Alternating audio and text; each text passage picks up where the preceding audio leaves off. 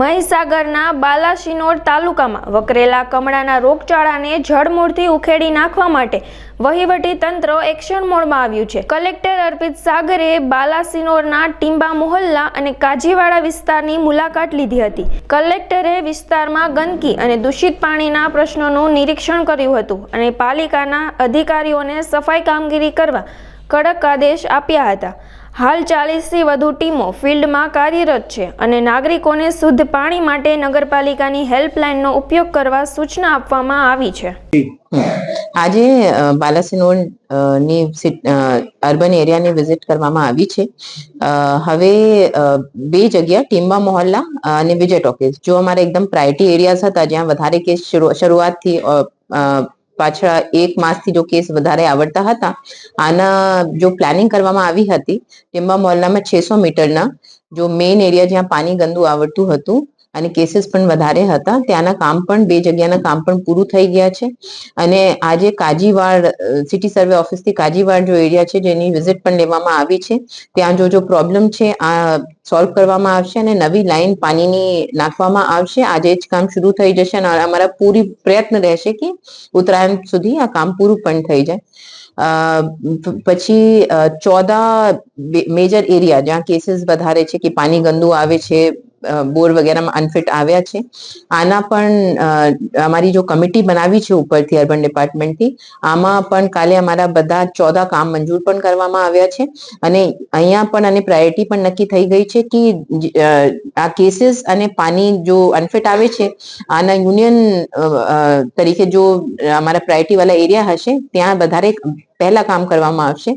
Next 1.5 થી 2 માસની planning થઈ ગઈ છે અને આ કરવામાં આવશે। પછી એજન્સીની પણ હવે ઉત્તરાયણ સુધી 2-3 ટીમ કામ કરે છે અને વધારવામાં આવશે અને જેવી કે આ કામ જલ્દીથી પૂરું થઈ જશે। બીજું આખા જેટલા આ એરિયા છે જ્યાં જૂની લાઈન હતી ત્યાં પણ ડીપીઆર ના કામ ચાલુ છે આ પ્રોસિજરમાં જ છે અને ડ્રેનેજ લાઈન અને પાણીની લાઈન બંનેના નાખવામાં આવશે તો આની પ્લાનિંગ પણ ચાલે છે અને ટેન્ડર જ્યારે પૂરું થશે કામ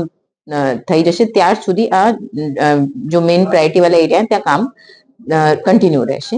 આ સિવાય જો અમારી હેલ્થની ટીમ છે હવે પણ અમારી 40 ટીમ્સ કામ કરે છે સર્વે કરે છે દરરોજ 12 થી 13,000 હાઉસહોલ્ડ્સના સર્વે પણ થાય છે અને દર્દીઓ જો મળે છે તો એમના ટેસ્ટ પણ કરવામાં આવશે। હવે સંખ્યા થોડી ઓછી થઈ છે કે 3 થી 5 સુધી કેસીસ આવે છે જો અમારા ક્લોરીન ટેસ્ટ છે આ પણ કરવામાં આવે છે આમાં પણ નેગેટિવ ટેસ્ટ જો આવે છે ઓછા આવે છે ઓછા થયા છે પણ અમારી ટીમ સતત કામ કરી રહે છે। અમે લોકો અમારા બધા જેટલા ફિલ્ડ ઓફિસર્સ છે અમારા પ્રાંત સાહેબના હેડ તરીકે કામ કરે છે અને બધા જેટલા ડિપાર્ટમેન્ટ છે નગરપાલિકાના ડિપાર્ટમેન્ટ સીઓ સીડીએચઓ સાહેબ એપિડેમિક ઓફિસર આરસીએચઓ બધા ફીલ્ડ પર લાગેલા છે અને કાળજી રાખે છે અને કામગીરી જ્યાર સુધી અમારા આ કામ પૂરું નહીં થઈ જાય અને કેસીસ એકદમ ઓછા નહીં થઈ જાય અમારી ટીમ સતત કામ કરતી રહેશે અને લોકોને હું વિનંતી કરું છું પાણીના ટેન્કર પણ ચાલે છે જ્યાં પાણીની જરૂરિયાત છે તરત જ અમારા જો કંટ્રોલ રૂમ છે એમને કોલ કરીને બોલી દો પણ હવે આ પણ ઇન્સ્ટ્રક્શન કરવામાં આવે છે જ્યાં ગંદુ પાણી છે ત્યાં મળશે જ વોટર ટેન્કર। તો વિનંતી કરું છું કે જો નગરપાલિકા પાણી અનફિટ આવે છે બોર તમારા જો અનફિટ આવ્યા છે આના પાણી યુઝ કરવામાં નહીં આવે અને ટેન્કરના પાણી કે તમારે બીજા તરીકેના કોઈ જો પાણી તમે અરેન્જ કરી શકો આના યુઝ કરવાના છે। Thank you.